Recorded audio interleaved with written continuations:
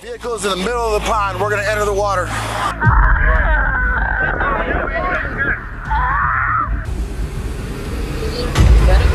Humans can be true monsters, capable of unthinkable crime, just like these ruthless murderers who committed horrors beyond imagination. Today we will look at some of the worst caught on body cam, exposed and brought to justice in real time. On March 31st, 2022, single mother Pamela Cabrera called 911 after her sister refused to let her see her 5-year-old child, whom she had lost custody of weeks earlier. Officers soon arrived and began speaking with Pamela.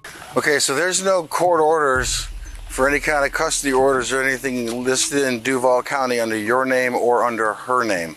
So what does that mean? It means that if I don't have any paperwork, there's nothing I can do anyway. Okay, so, and they're not even here. So what is it you wanted me to do? And they said that you guys can make that happen. But they're not even here. But you don't have a court order. And if you do have it, you don't have it here that I can see it. So I can't pull it up in the system because it's not a Duval court order. So do you live in Lake City still?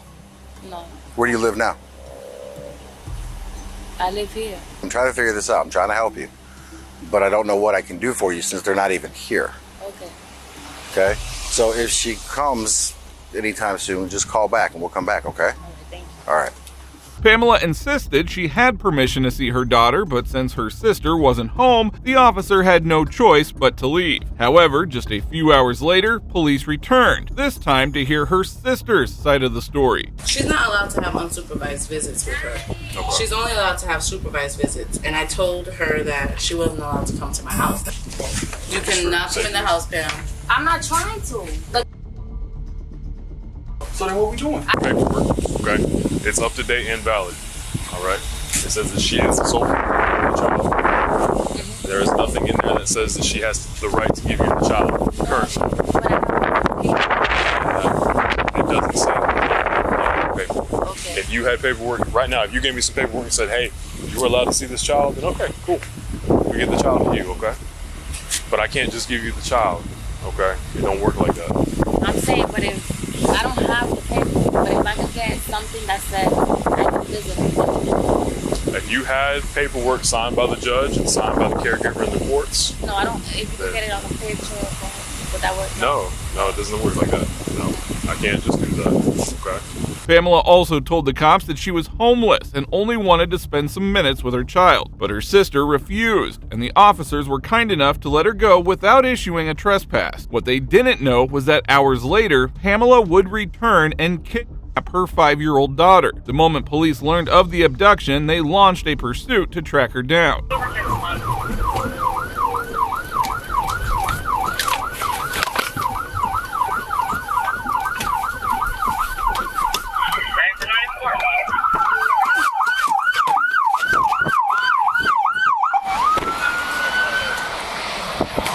She's all the way out there.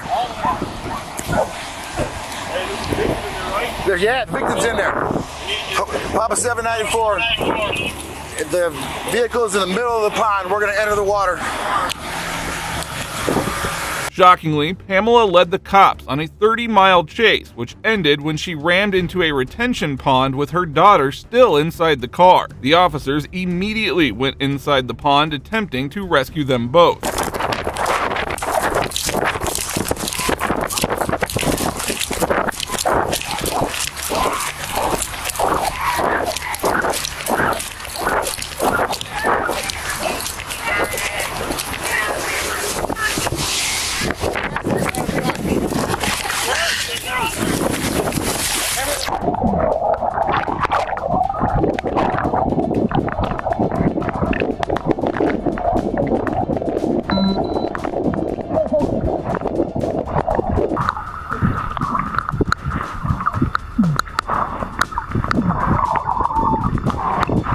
To make matters worse, Pamela had abandoned her child inside the car and attempted to escape by floating on a tire in the water. Officers acted quickly, apprehending her and bringing her to shore.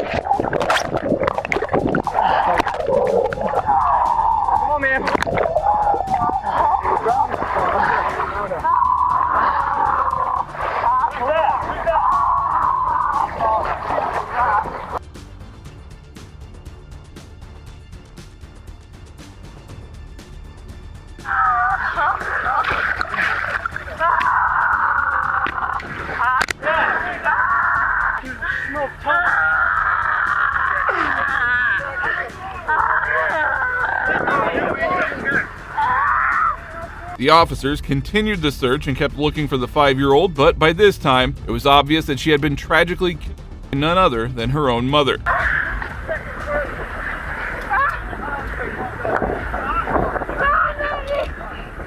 there a child in the car? Where were you sitting? Front passenger seat. We couldn't see the car. Come on.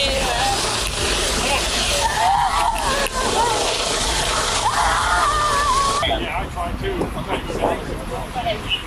Go ahead. All right. Okay.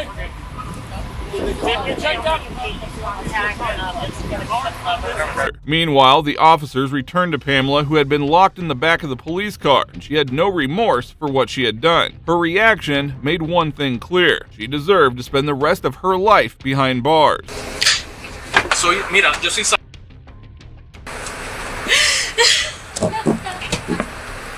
You have My camera's facing her, sir. necesitas que te llame los paramédicos. Quítame eso. Can you take that shit off of me? This? Yeah. I don't need that. You're gonna get cold, okay? Okay. We're just trying to give you a little decency, alright? Pull up for later. Give my daughter some decency. Your mother, you you. Oh, baby. God. You got everything. Like this. Why did I come out of there? How did I come out of there?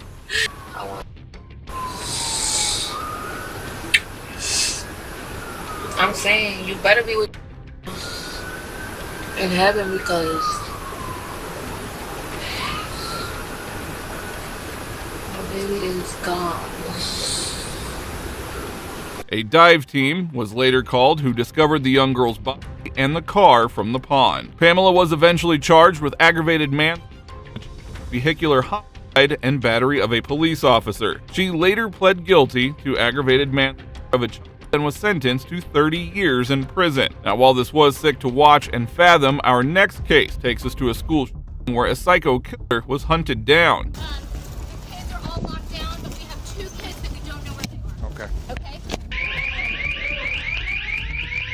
On March 27, 2023, a tragedy unfolded at the Covenant School in Nashville, Tennessee, when a former student entered the school and started mercilessly. As the chaos unfolded, officers rushed to the scene and began evacuating the school. The kids are all locked down, but we have 2 kids that we don't know where they are. Okay. Okay? Yes, ma'am. Give me 3. Let's get 3. All you guys said all the rest. They just said they heard gunshots down there, and then upstairs are a bunch of kids. Let's go. I need 3. One more! Let's go.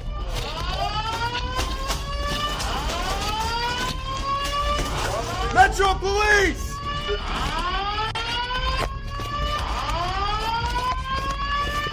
Open door! The shooter was identified as 28-year-old Audrey Hale, who was transgender and by this point had already killed 6 people, including 3 students. Metro Police! Open door! Bathroom, small bathroom. Clear. Show me your back. Door. With me. Hold the door. Next. Like this. Open it. I got it. Bathroom. Let's go. Come now. Door right now. Let's go. Just move right. Cover left.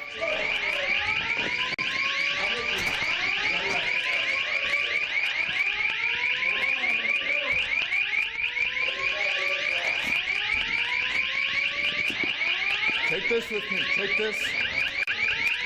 No, that's locked. Take this door. Take this door. Take it.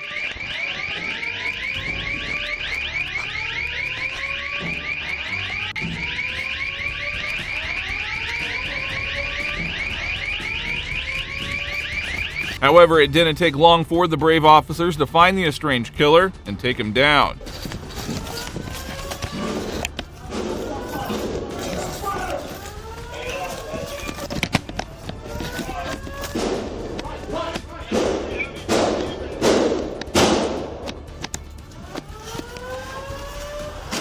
Push the LPV up.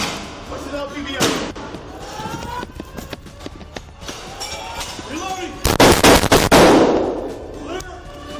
Hale fired nearly 150 shots before being taken down by 2 deputies. Here are the final moments captured on another body cam. Go. Shots fired. Shots fired. Shots fired. Move.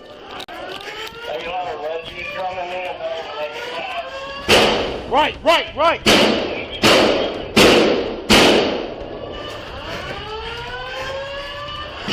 Push with LPV up.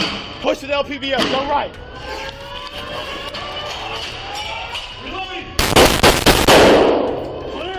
Move! While this suspect was taken down, this tragic encounter sent shockwaves throughout the community as it was the biggest attack in Tennessee's history. Massive respect goes to the officers who wasted no time in confronting the threat and protecting innocent lives. Now don't go anywhere, as this next killer will leave you absolutely shocked.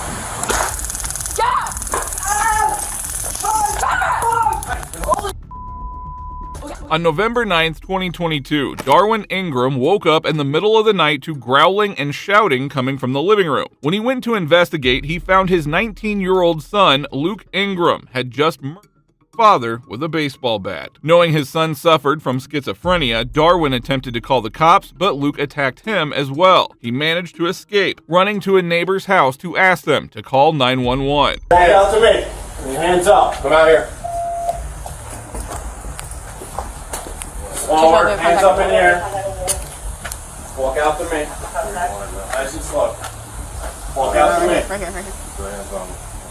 Come on, walk out to me. Let's talk about what's going on. Luke, come outside with us. We'll figure everything out. Luke, come on out to me. Can you come out to us, man? Come talk to us. What's going on today? Slow, hands up in the air. Luke had severe schizophrenia and had been off meds for some time. His father, who just locked his door and went to sleep, had no clue how things would escalate later. Work with us. Can you turn around for me? Can you turn around, face away from me?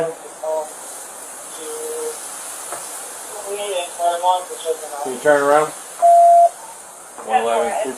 Turn around and face away from us. Okay, get down on your knees. Let's talk about this and figure things out. You gotta work with us though, alright? We can get you guys taken care of. Alright, just turn around and go down onto your knees.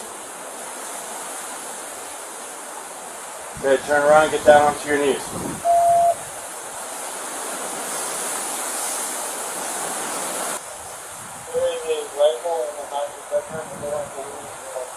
Turn around for me. You want to walk out here and talk some more? Yeah, come on more.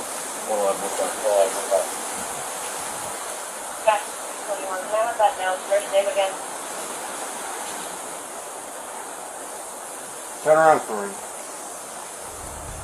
Or go down onto your knees, one way or the other. Either works. Do you have any weapons on you or anything? Luke showed no emotion when the officers arrived and didn't respond to their instructions. After a long period of waiting with no cooperation, the deputies decided to take him and place him under arrest. Don't get agitated, alright? We're here to help you. Keep your hands up and go down onto your knees. Just give me the one. Luke. Don't stress, come on. Luke, Last chance. Down on your knees, now. Let's go down onto your knees. Down!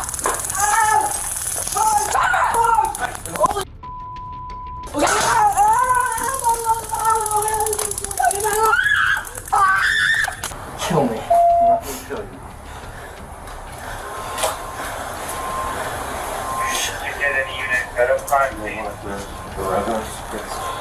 Luke was eventually arrested and charged for the murder of his 85-year-old grandfather. He was also charged with resisting arrest and battery on a police officer. He was later transported to the jail and is now being held without bond. And just when you think you've seen it all, this next tragic case will leave you utterly shocked. She said somewhere hurt her children, and her children are deceased. How old?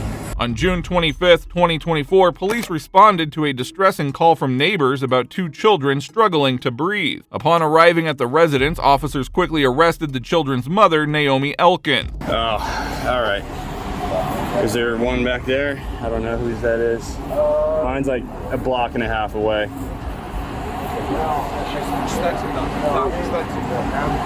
What do you need for? We got one right over there. You're here somewhere. We got one right there on the road. Yeah, all right, we're gonna walk down that way for now. 21's probably the closest car. The officers were horrified to find both children unresponsive in the bathtub. EMS was called, but the officers could detect no pulse. What was even more shocking was Naomi's complete lack of remorse. She showed no emotion as the tragic scene unfolded. I gotta just pat you down with the back of my hand, okay? Do you have anything on you I need to be concerned about? Any sharp objects? Anything at all? Nothing like that? Okay. My ring? What's that? A ring? A ring? Is it on your finger? Yeah. Okay, other than that, that's it? Okay. There you go, and then just sit back into this. There you go.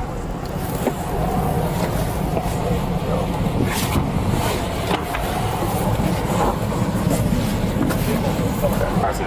I haven't even been in the house. I grabbed the log and then I don't even know what the hell's going on. Yeah, it's Where's the husband is MIA. I don't know where he is. Apparently someone's trying to reach him. Are there any other kids? As far as they know, no. They I don't know how they confirmed it, but that's all they said. They only are aware of two.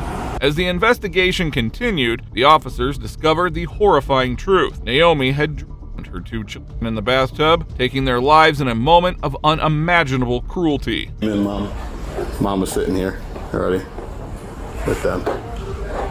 Looks like the kitchen's been freshly mopped. This mop was here with the bucket knocked over. I don't know where their bag is. It might be in the... So the kitchen drawer's open, so just... This is all done too. Yep. Now we're gonna leave it in. Thank you very much. It's up to you. We got a better answer, but we'll be able to go in the probably a few minutes. We're just waiting on CS out of here. The officers couldn't believe what they were seeing, and the devastating story only worsened as they investigated further. She said somewhere hurt her children, and her children are deceased. How old? I don't know.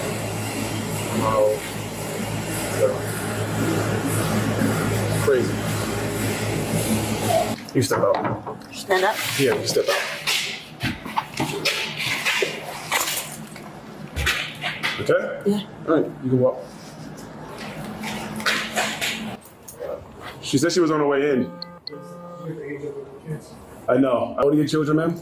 Naomi was then taken to the police station to be questioned. Not once did she ask about her two young children, ages 1 and 3, showing no concern for their fate. Elkins was your... What? Elkins? Yeah. Sure, in New York, Brooklyn? My parents are elderly, Okay.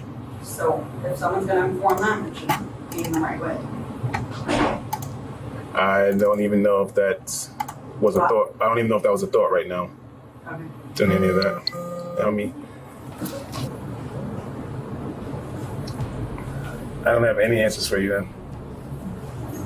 Sorry? I don't have any answers for you. You don't have any? I don't know what's going on. I'm not allowed to talk. What? I'm not allowed to talk. You can talk, but I don't have any answers for you. Yes, sir. So you asked me something, I don't have any answers for you. Yeah. All right. Naomi, who is clearly in the midst of a severe mental health crisis, claimed that she killed her children for religious purposes.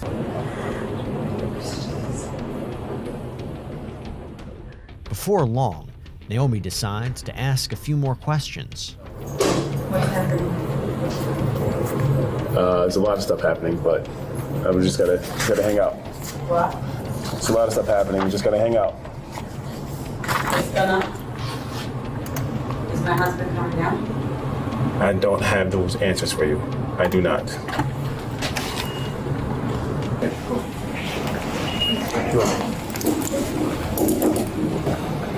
Naomi, you can come back here with me. I'm going to put you in a cell, okay? You have to take your glasses off. But, yeah, I'll fill it up. Just stand there, face the wall. Face the wall. Turn up.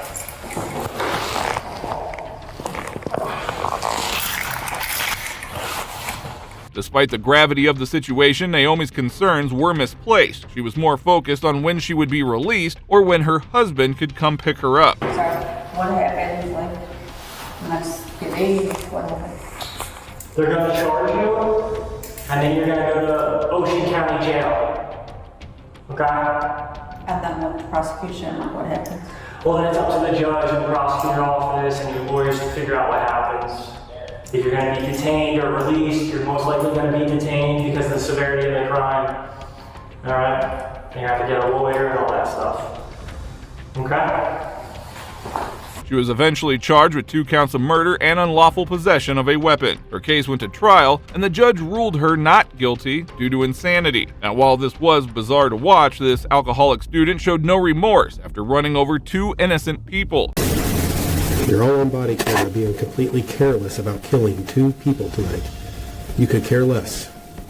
That's sad and pathetic and horrible all at the same time. Can you say that as a cop? Yes, ma'am, I can. Today, we will be showing you instances where these troubling killers were caught red-handed by the officers. The woman in the first case gets truly hysterical, but that is nothing compared to the last guy's devastating reaction after murdering his daughter. So any death we have to treat like a crime scene.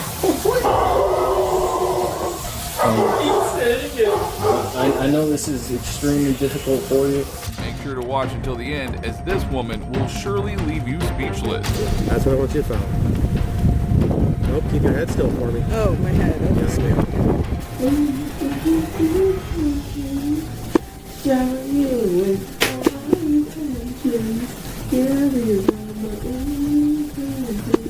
On April 10, 2022, police officers were called by a driver after she had a devastating DUI crash. Upon arrival, they were stunned by the scene before them. Come over here with me, ma'am, okay? I called as soon as the shit happened. I was understand. like, this doesn't happen to me. I understand. I go to Bradley, like, why would this happen to me? Okay, so here's what I'm going to have you do. If you can maybe help Pyro do CPR on that one right now. You tell me, I'm right here. Okay, just hang tight right here. Has anybody gotten all your information? No one has, someone, your friend took my license. Do you have a driver's license? Your friend took my license. Okay, I'm just going to write it down here. Were you leaving the bar? Were you coming down the road? I was coming here. Okay. You know, I had just gotten my night started. So were you going this direction or this direction? I was coming this direction. Okay, here's what I'm going to have you do. Let's get away from the scene a little bit. Let them do their thing, okay? The driver was identified as 24-year-old college student Stephanie Melgoza. Unbeknownst to her, she had just killed 2 innocent pedestrians after crashing her car into them. Yes, I have marijuana in your purse. Okay. Have you had any marijuana tonight? No. Okay. Can you set those on the car for me, My vape too? Yep. Okay. Set that down there. And my phone? And your phone? Yes, ma'am. All right. Until we figure out how we're going to handle this, I'm going to have you sit uncuffed in the back seat of my car. I'm going to get you out. We're going to probably do some field sobriety tests and all that. I got some more questions for you. But right now, I'm going to have you sit down just so we're out of the roadway, okay? I'm right over here. Are you hurt at all or need medics yourself? No, sir. Because your car's pretty beat up, so I'm making sure. Are you bleeding anywhere? No, I'm okay. Stephanie was returning from a bar where she clearly had plenty to drink. She had no senses whatsoever, and you will be shocked to see her reaction later. Were you driving this way or coming down that side road? I was coming here, this way. Okay. Sir. And suddenly, one person walked out in front of me. Okay. And my car got hit. I called you as soon as they got hit. You called 911? Yes, I called 911 as soon as something happened.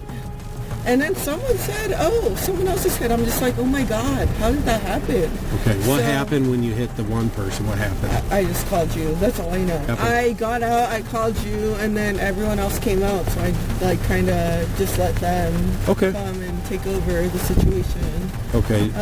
But I promise you, like, I only know one person got hit, and I'm just like... Imagine being so drunk that you have no clue how many people you just hit. As the officer interrogated her, it was obvious she had no care in the world. If you had to estimate, how fast were you going when you hit the person? I would say I was going at least 40. At least 40. You think maybe 40 to 45, but at least 40. Okay. Did you have your headlights on? Yes, sir. Brights on or just regular headlights? Regular. Okay. Okay. So obviously you saw them. It was no time to react, no time to stop? No time. Okay. That's the word. Okay. All right. Where were you coming from tonight? I was coming from Tavern 41 on Sterling Avenue. Tavern 31 on 41. Tavern 41 on Sterling and Yes, Peoria. sir. Over the course of the night, how much have you had to drink? I probably had about 3 drinks. What is 3 drinks? Are we talking what type of drinks? Just vodka. Vodka, straight vodka or mixed drinks? Vodka and water, so I was staying hydrated, you know, and drinking. On a scale of 1 to 10, 1 being the least drunk you've ever been, 10 being the most drunk you've ever been, where would you say you put yourself at right now? 5. Because I've been very drunk. And right now, like, I see you, I see everyone, I know the situation, you know what I mean? Like, I know I'm aware. Before taking her to the police station for murdering innocent people, the officer had to conduct field sobriety tests. Just your eyes. Oh, It's we're really gonna hard. try that again. It's hard. All right. Just, Okay. Keep their head still for me.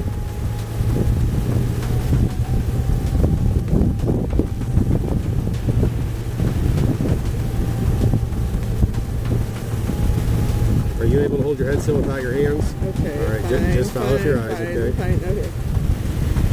Keep following. Turn around. Yeah, do you understand my instructions? I think so. All right, go ahead and begin the test, okay? 1, 2, 3. 10 4 was that Edward 8 or 33? Your car.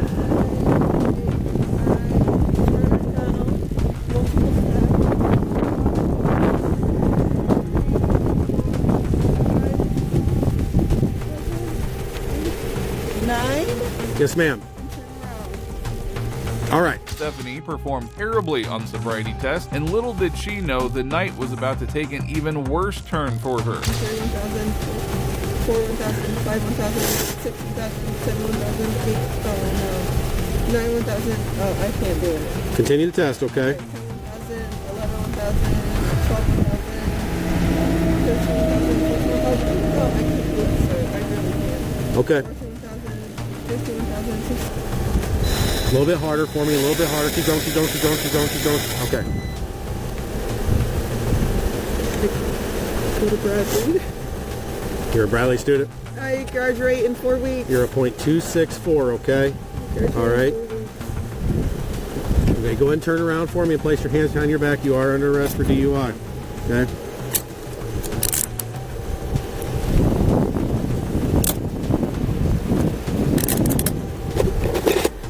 College student was unaware of the grave mistake she had made, and soon the officers decided to give her a ride to the hospital. Despite making her aware of what happened, she had no remorse. So you understand what we're going to do? First off, I'm going to let you know that you did hit 2 people total. I did not. You did. I didn't.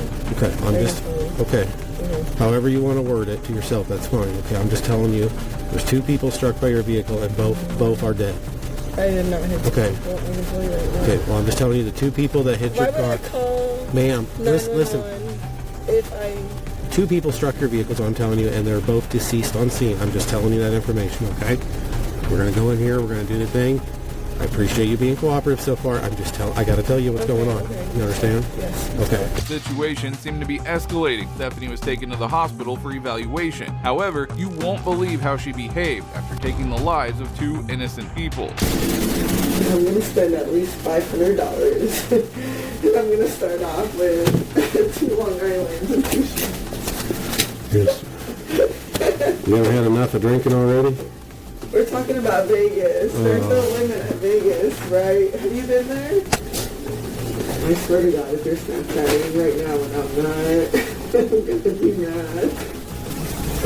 I'm gonna have such a long day tomorrow. Oh my God. I'm not gonna answer anyone's Snapchat. I'm not gonna answer any questions. You're gonna be like, bruh, I went home. It was good.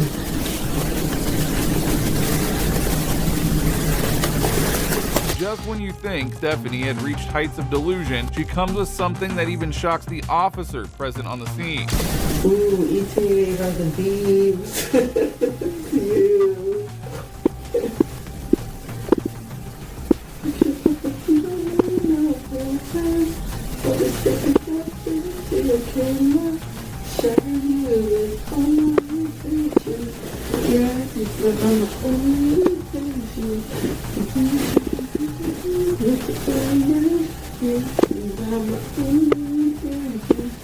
Shut up to your mom, dad, making you.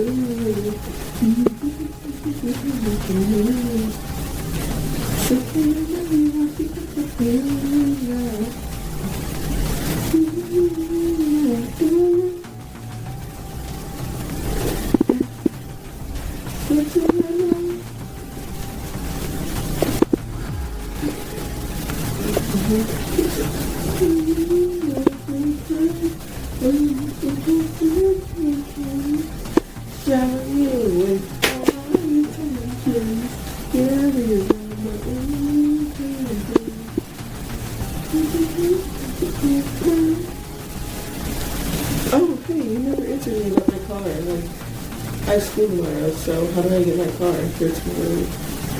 Well, your car is totaled. It's what? Your car is totaled. Totaled? Totaled, wrecked. Stephanie's lack of remorse and empathy highlighted the devastating consequences of drinking and driving. Shockingly, after killing 2 people, she was seen calmly dancing and singing. Disturbing behavior prompted the officer to step in and try to knock some sense into her. I don't go to school tomorrow, is what you're telling me? No, ma'am. You want me to be honest with you? You're going to jail, you don't have a bond, you killed 2 people tonight. I don't think you understand that. You do not have a bond, you are not getting out of jail. Your car is property of East Peoria Police Department because it's a crime scene. It killed 2 people tonight. You are clueless with that, clearly. I've already explained this to you. You're going to jail for reckless homicide tonight. You're going to jail for aggravated DUI for killing 2 people. That's what's going on. So no, you're not going to school tomorrow. You're not getting your car out of impound. Can I have a Tuesday for my night class? The officer continued to hold her accountable, but Stephanie was so out of touch with reality it seemed like she was completely devoid of any human emotion. Did you just hear what I just told you? You said I'm not going tomorrow. I'm talking about Tuesday. Did you hear when I said that I'm going to jail tomorrow. You're going to jail when we're down here? Yes. Did you understand what I told that you killed 2 people tonight? Yeah, so I'm just wondering when I can go to school. Okay, we're done. You're all on body camera being completely careless about killing 2 people tonight. You could care less. That's sad and pathetic and horrible all at the same time. Can you say that as a cop? Yes, ma'am, I can. Okay, so can I ask when I can go back to school? So, when? Like, should I email my professors and be like, hey, I can go back to school for a while or what? Because I graduate in 4 weeks. Like, I need to do that. I don't know. Well, to be quite frankly, I'm a little more concerned about the 2 people that are dead right now. To be fair.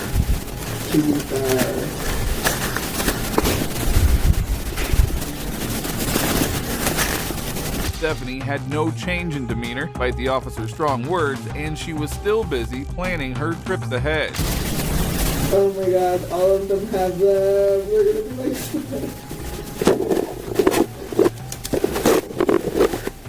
oh, this country is going to. Come on, dog. You tired up in this food. But it's okay, they're taking me to Vegas for my birthday. 2 months. That'll be fun. I just can't wait. Party again. I'm not start singing. We don't want that.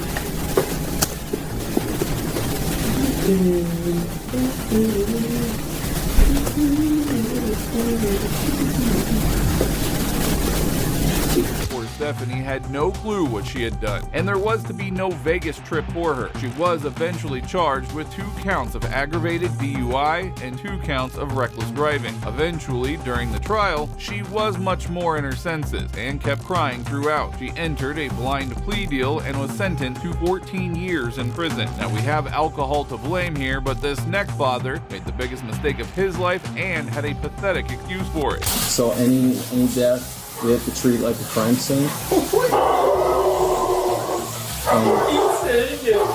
I know this is extremely difficult for you.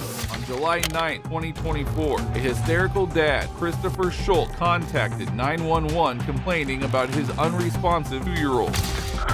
She was in the car sleeping. She's unresponsive. Okay. And who is she? Please. My daughter. My daughter. Please. And this was out in the driveway? Yes. Is she still breathing? No, she's not breathing right now. Okay, we need to start CPR right now. Yes, we are. We're starting CPR, yes. Oh my God. Oh my God. Shortly after, multiple officers and EMS arrived at his residence to find out that their 2-year-old daughter Parker was left alone in a hot car in his garage. Christopher and his wife Erica Schultz were at home and crying as the officers tried to revive their kid. Anything. Let me have a seat somewhere, okay? What's going on? Why are you with me?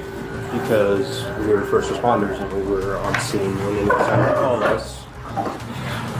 The AC was on.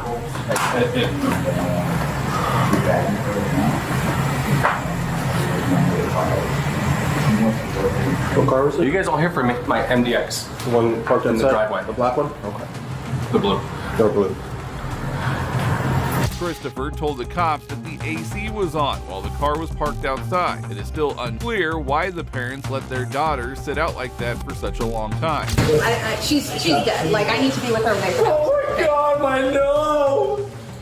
No!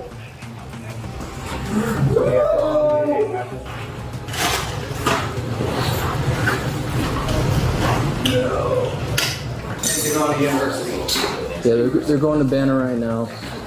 We're going to keep you updated with everything, okay? We just need to stand by with you right now, alright? Is that your wife out there? Yes. Okay. We're going to make sure she gets down there okay? Alright, we have officers escorting her down there. If we need to, we will drive her down there. No reaction from the father or the mother could cover their blunder. It was hot outside, as this was Arizona in peak summer. I wonder what the father was thinking. Shocking to see that the mom didn't show much of a reaction. She wants me to try and get her right to the hospital. Hey, we'll accommodate that for you, alright? We're just gonna need to get a statement from you about what happened, what's been going on. Obviously, I know this isn't easy for you, okay? It's not easy for anyone around right now. We're gonna keep you updated with everything we hear. Do you want to sit down somewhere? We went to go back around, and we didn't stop moving food. We just came home. My daughters were at Elevate with my friend next door. They got home about 2:45 or so. I swore she was in the house playing with her sisters like she always does. Just been right now, haven't been doing anything else really around the house. And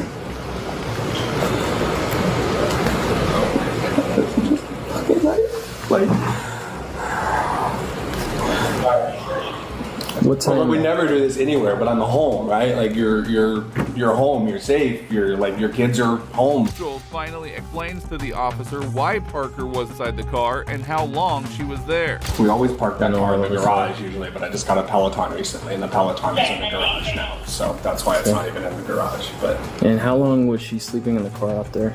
I want to say it was no more than 30-45 minutes, and I don't think their air was off that entire time. I think there was a time in between. I had checked on her last, it was still running, she was still sleeping, and then when I went back out, the car was off. Schultz was absolutely lying, as the home security footage later revealed that poor Parker was inside the car for more than 3 hours. The father is clearly responsible for her death, and these tears he's showing now mean nothing. We weren't able to change anything for her. She wasn't breathing on her own. We didn't have a pulse. So we continued the CPR and in order to try to regain that. I don't know what that's going to look like from this point. Okay. As you know, she's very hot right now, and we're going to do everything we can to mitigate that. So with that said, I have some folks who are coming by. They're with the fire department, and they're going to help you walk through some of the things. Now, I understand that your wife went with her, correct? Do you have... I'm very sorry for this. This is not something we ever planned for.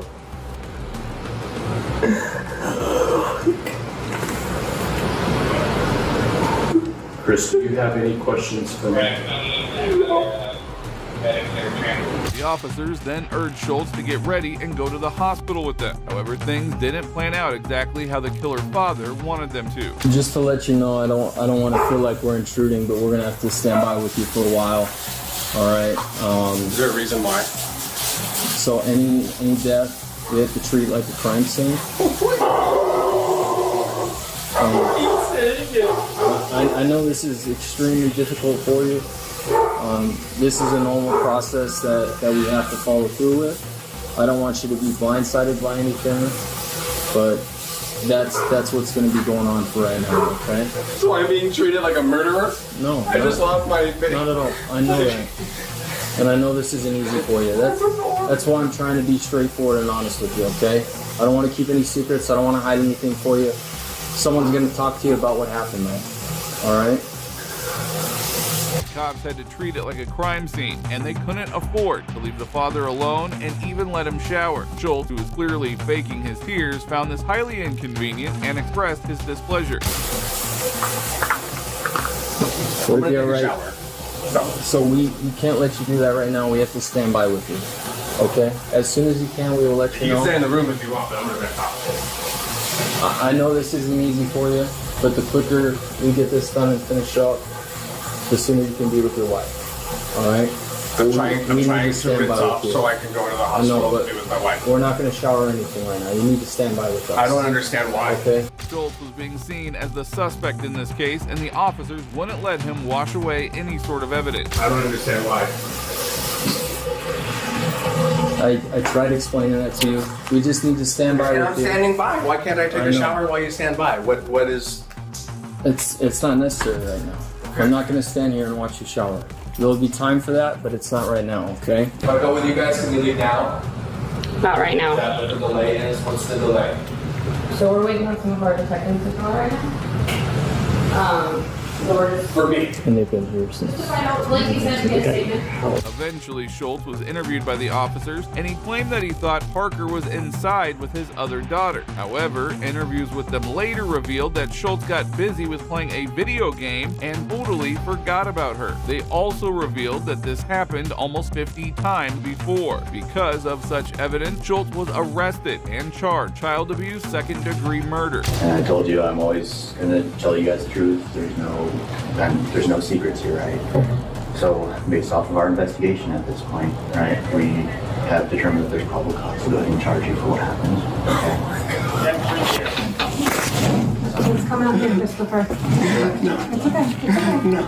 Okay. So, listen. No. Listen. No. This doesn't change. This doesn't change what's going on. Okay. What happens at this point? It's simple, okay? What happens at this point is you are going to be taken into custody, all right? And you will be booked. And then after you are booked, you have an initial appearance with the judge within the first 24 hours, okay? After the first 24 hours, right, the judge will determine bond and things like that as far as what happens next.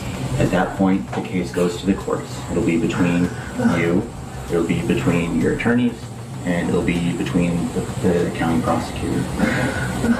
So, again, I can't change the consequences of what happened, all right? But what What I'm going to ask of you. Okay. Could I just have you stand up for me, please? Come on, Chris. Let's go out here. Can you grab him some shoes, please? No, come on, Christopher. It's okay. It's okay. And if you think that was bad enough, wait until you hear about this next 18-year-old cold-blooded killer. I will file a complaint on it. Go ahead, do it. Go ahead. Go give me my fucking lawyer. That's your problem. That's why you don't understand the gravity of why you're sitting in this chair at 1:30 in the morning. Today, we'll be going through the interrogation of one of the most cunning 18-year-old cold-blooded murderers who thinks he can fool the cops. Make sure to watch until the end, as his antics will leave you stunned. Wait. They took my boots? What boots? The blue ones, because they have blood all over them. On September 29, 2016, 18-year-old Christian Hillman was riding his dirt bike when he got into a confrontation with 64-year-old William McLaren. Things got heated in no time, and Christian took William to a nearby church's parking lot where he almost beat him to death. Unaware that several witnesses had seen the attack, Christian fled home. Shortly after, police were notified and officers quickly arrived at Christian's residence to arrest him. He was then brought in for interrogation. We were riding, and all of a sudden, this guy in this truck just pulled up behind me, and he started... You were on what? What were you driving? What was I driving? Yeah. I was driving the PCR 230. Anyhow, the guy in the truck pulled up behind me, and he started blaring his horn at me, and I had no idea why. Let me ask you this. Where were you at when you were riding? This guy pulled up behind you. Where were you at? Well, I don't know if you guys know the area. I do. I used to work years ago when I worked the street. I used to work there. Oh, yeah, for sure. Right a few houses. Now, the police already stopped by my house today. Okay. Yeah. Why? Some detectives. Oh, why? I don't know. I was really mad at my mom, though, because she just let them right in the house and everything. Christian tried to appear guilt-free in front of the officers, portraying himself as the victim. However, he was unaware that William had suffered fractured ribs and a fractured skull and was clinging to life in the hospital. So, basically, I stopped for a second, and he started getting all mad and getting out of the car and everything. And I was like, I don't want trouble and anything. And he put his hands around my neck.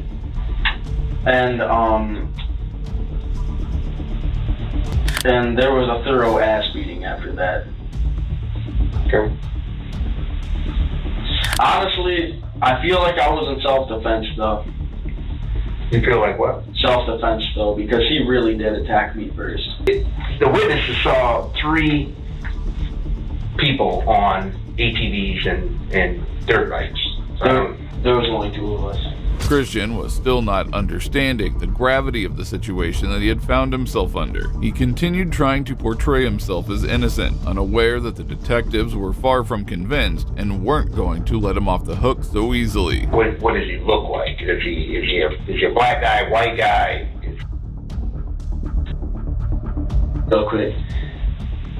It is like, how do I explain him? He's a white dude, got really long hair. Could I put these handcuffs on? No, you don't have to put them on. Alright. Those aren't handcuffs. Those are ankle cuffs. You go around your ankle. Hell yeah. So you're riding the ATV. This truck pulls up behind you, and it's just kind of following. Yeah, like he turned his brights on. He tried to run me off the road. Like it's a small dirt bike. He pulled up the side and he started pushing me off to the side of the road. Like I almost crashed a couple times. Basically what happened is I asked him, like, why are you following me? Like, why are you? Cause I pulled over into a church parking lot to let him go by, and he stopped. And then I honestly think he was intoxicated. How often do we see suspects trying to play it cool in front of the cops to come out clean? Christian was no exception. But what he didn't realize was that the detectives were already steps ahead. They had spoken to his friends and were searching his home for evidence to seal his fate. He got out of the car, he put his hands around my neck like he was trying to strangle me. Did he say anything? Yeah, he was talking a lot of stuff. Well, he was there at first, but as soon as the fight started, that's when he wanted to shoot out. Okay. So he puts his hands around your neck, and Like, you. it was like a really hard, it wasn't just like a play thing. He was trying to strangle me. And then what did you do? Well, like I used to be an ex-heavyweight boxer. So he hit me in the face once, and then I just lost my. Okay. As the detectives questioned Christian about his actions, it was shocking to hear him describe the road rage incident and the brutal assault on the elderly man. I don't know. Like, I really feel bad about it. Like, I really don't like resorting to violence. Like, I hate violence, man. But I just lost my temper. Okay. Well, what did you do? I mean, you lost your temper. Did you yell at him? Did you spit on him? I don't know what that means. I wasn't there. So you lost your temper. What did you do? Explain the beatdown. What was the beatdown? Well, basically, he tried to pick me up. He was like, "Oh, you," I could guarantee you he was intoxicated. Okay. And he got out of the car and he was like, what are you gonna do? Try to put his hands on my neck and everything, grab my neck. So I got him off me and I hit him in the face a few times. He started to like stumble down. With what? With what? What'd you hit him with? My hands. Okay. I kept hitting him and I was telling him to please stay down before I have to hurt you more. Like, so I really don't like hurting people, but he was gonna hurt me if I didn't stop it. Okay. Christian was blatantly lying about everything. He was the one who struck William initially and refused to stop even after he had lost consciousness. The officers discovered his steel-toed shoes covered with blood. Friends. Who's your friends? Just if one of my boys would have pulled up, like, I don't want him freaking out at him either. Like, I caused the situation. I take, like, full responsibility for my actions. Mm-hmm. So all you did was punch him, and when he was on the ground, you kept punching him? Yeah. That's all? Were you punching him in the face, in the foot, in the arm? Where was you hitting him? Well, I kind of lost control for a second, to be honest with you, officer. And then how did it end? What happened at the end? Well, he was just laying there. Because I really knocked him out cold because I didn't want him to get back up. And that wasn't the only evidence officers had against Christian, as they also saw a social media post made by one of Christian's friends with the caption, "My boy just came out victorious." It was the final nail in the coffin for Christian and was enough to prove that this was a murder driven by anger, not self-defense. And then what happened? Was your people at home at your house when you went back there? We just got back and we just hung out for a little bit. You said you contemplated and talked about what happened. What were you guys talking about? Then what? You said that after he was gurgling, the guy was gurgling, and you guys left, got out of there, and you contemplated on what had took place. What were you guys talking about? Like afterward? Mm-hmm. Nothing. We're just trying to forget about it. Like, I lost my temper.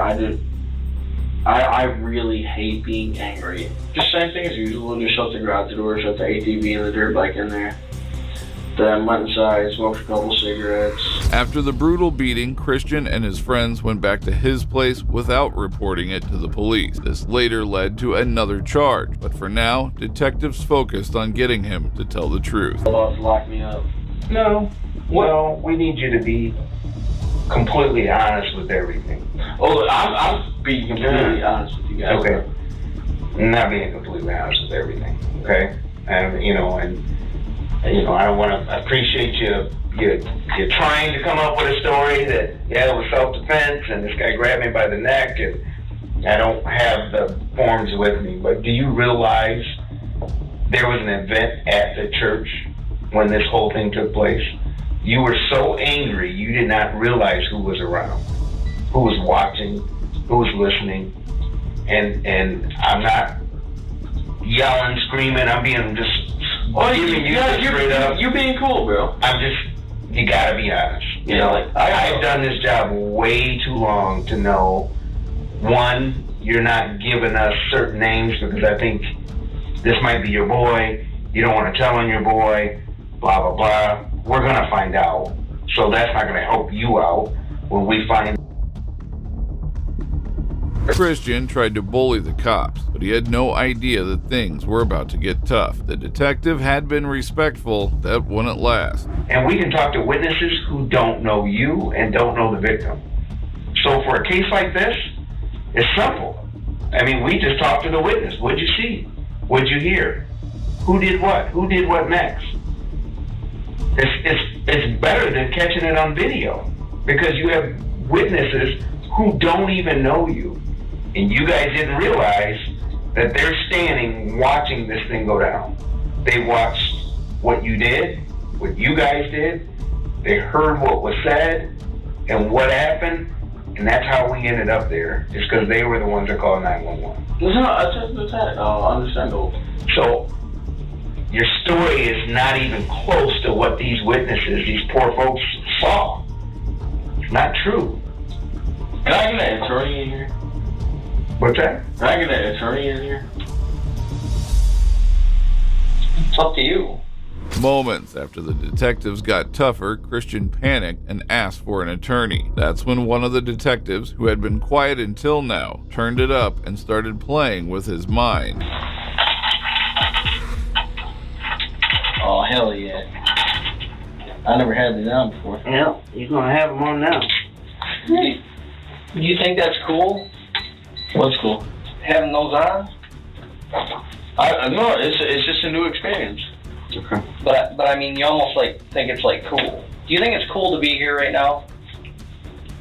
I mean, no, I don't think it's cool. I don't think it's cool somebody put their hands on my neck too and threaten me. Okay. That's not cool. But here's the other thing I want you to realize, okay? You asked for an attorney, so I'm not asking you any questions. I'm just going to talk for a second. Yeah, okay? Go for it. All right? How old are you? Yeah. Okay? And you walked up in here and you're talking to my partner, calling him bro. He's over twice your age. You should be calling him sir.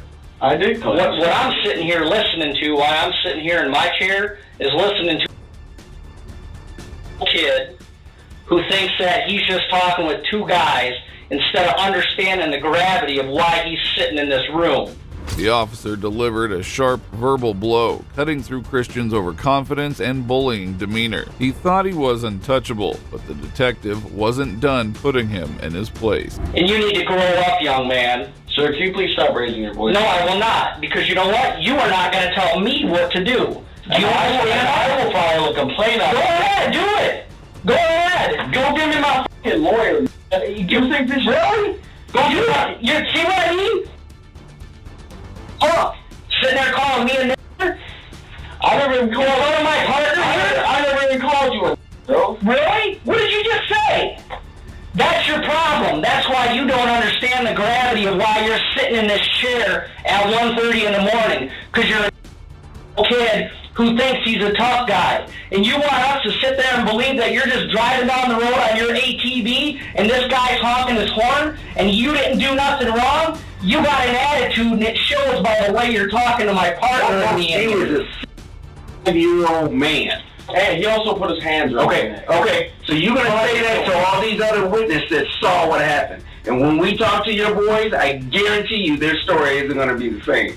Oh, because they're going to look out for themselves. Because they're not going to tell you. Okay. Christian seemed quite confident in his friends, hoping that, like him, they would maintain silence and try to fool the cop. However, the same night, his friend was called over and didn't even hesitate to speak the truth. So she jetted off, I got on, we jetted off, hat flew off, put it back on, and I couldn't find it. So I was like, stop me right after waiting for me, because I could see like the blinking light, but like the four-way stop. I turned around and I called him. I'm like, yo, Christian, where are you? No, first I... And I'm like, we're still out dirt biking, dude. I need to find Christian before we head back, because I don't know where I am. And he's like, alright, bro, well, where are you back? Because I'm Hank. I'm like, alright, hang up, call Christian. Doesn't answer. Going for I'm looking both ways. I get a call from Christian. All I hear is like frantic, like moving and stuff like that. And I'm like, Christian, are you still driving? Like, stop, like answer your phone. And he's like, this dude's unconscious. I was like, what? This dude's unconscious. So I'm like, what? So I pull up some more and I see this like truck with its, hazards going on. I'm like, what the Even his friends found everything wrong with what he had done. They weren't saints themselves, but it was clear to them that what he did that night was unacceptable and inhumane. And then I hung up and I put it in my pocket, pulled up to see where he was, because then it was just like a bunch of like muffling. It sounded like he was going like this. And I finally saw the truck, so I pulled up and he was like right there, and this dude's like laying there unconscious, and I'm like, dude! And he's like, dude, he choked me. And I was like, what? And I was like, we need to go, bro. You just knocked him out. Let's go, bro. And he's like, all right, bro, let's go. And he was like trying to like pick up his dirt bike, and like people started showing up, and he started like talking to all these people and everything. And I was just like sitting on the ATV like, what the fuck, what the fuck, what the fuck. And then he got on and we just jetted back to his crib. Okay. Christian said he laid hands on him, and Christian just beat the shit out of him. And he said it was complete self-defense. Like, I've known Christian for a while now. You know what self-defense is? I mean, it's like when someone like attacks you and you use like, I would say, I guess a little bit. Did that sound like this scenario? As badly as he was hurting, I couldn't tell. Honestly, as badly as he was hurting, do you think this is self-defense? He continued to explain the condition of the poor 64-year-old, and coming from his dearest friend was surely game over for the cold-blooded murderer. So, this is a severe condition, like, sure. Like, punching someone in the face and knocking them out is one thing, and like, or like, pushing someone out of the way or something like that. And then doing what? After you push them out of the way, you get the hell out of there. You know what I'm saying? Yeah, but apparently he was like kicking him and shit, and like all of this like extra shit. I was just like, do you think that's a little extreme? It's not a little extreme, it's a lot extreme. Like, sure. I was knocked out at a party once, and the guy slammed my head in the cement, gave me a concussion. Right. Like, I don't like fighting. The detectives also contacted another friend of Christian's who showed more empathy than Christian and agreed that what he did was surely a little too much. Back with Christian, the detectives were now becoming confrontational, determined to reveal his true nature. Y'all got a warrant? We're doing a search warrant at your house right now. Oh, you are, huh? Yep. Yeah.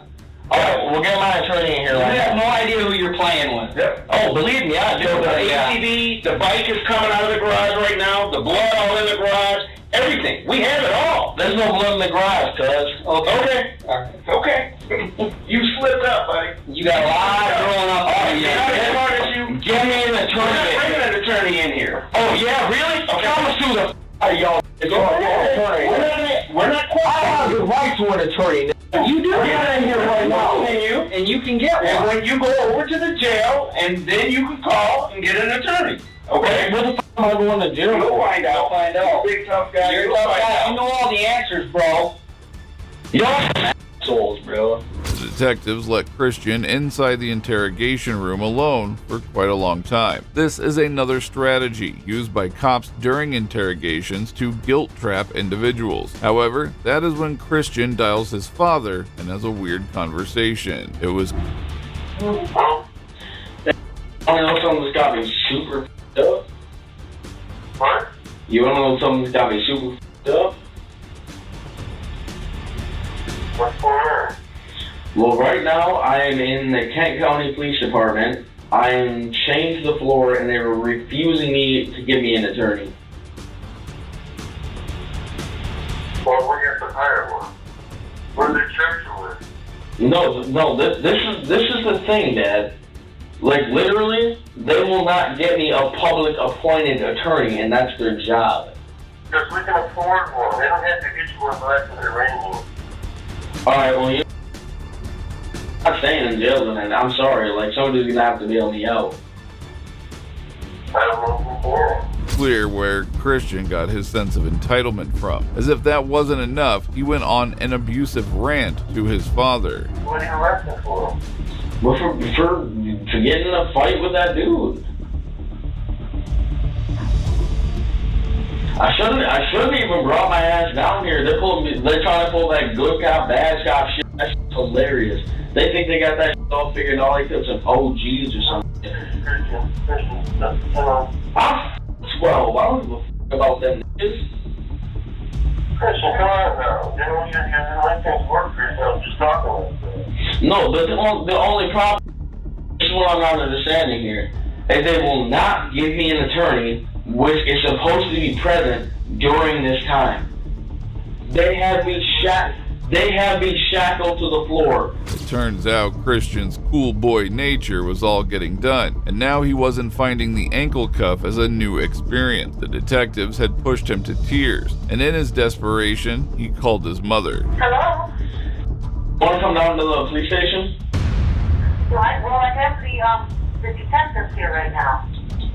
Alright, well, what are they saying to you, and what are they searching? For the clothes that you wore. The clothes that were? Oh. How you left them in the house? So they have a warrant? Oh, they had a warrant? Yeah. I'm sure they don't want to wear your dirty underwear. Alright, no. This is not a laughing matter. I know. I'm sorry, Christian. Yeah, like, I'm really pissed. They have me chained to the floor. They chained you to the floor? Yes, I'm pissed. Why would they chained you to the floor? Yes. So you come down here, like, right now and settle this out? So I'm not having it. They refuse to give me an attorney. They will not have a publicly appointed attorney come in here so I can talk with them. And that's my right. Christian is still unable to understand the gravity of the situation at hand. He believes his parents can get him out of this mess, but little does he know the man he assaulted would later pass away. Hey, is that like everybody just left? They did? So do you think you'd come down here now? Are you out? What? Are you out? No, I'm chained to the floor. They told me that you will probably come home tonight, but they have a lot of questions for you, and they don't know when that will be. Alright, well, I'm going to have the best lawyer ever there, so their questions aren't going to do. Well, one thing they said, this one detective guy said that they already know. No attorney could save him now. Christian nearly went into shock when he realized the officers had his bloody shoes. You think I'm snitching out any of my boys? The trouble of it is that they already know who it is. Watch for all I care. They know who it is, so what I have to do is wait for you to call me when the detectives are in, but they're bringing you some clothes to put on because they're going to keep the clothes you got on. They took your boots. Wait, they took my boots? What boots? Your blue ones because they have blood all over them.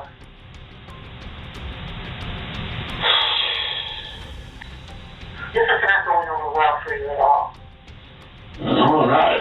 Shortly after the interrogation came to an end, Christian was eventually charged with assault with intent to commit great bodily harm. But 5 weeks later, Mr. McLaren passed away in the hospital. That is when his charge was changed to second-degree murder, and he was later sentenced to 22 to 100 years in prison with the possibility of parole. Currently, he is still in jail and will likely stay there for a long time ahead. Well, that brings us to the end of this video. Today we saw a disturbing case of a psycho teenager who couldn't control his anger and made the biggest mistake of his life. It is great to see justice being served, and we hope the bully doesn't see a day out of prison. If you agree with me, please consider showing your support by liking this video. Also, if you enjoyed this video, make sure to watch some of the most corrupt cops ever to wear the uniform. Okay, I'm sorry.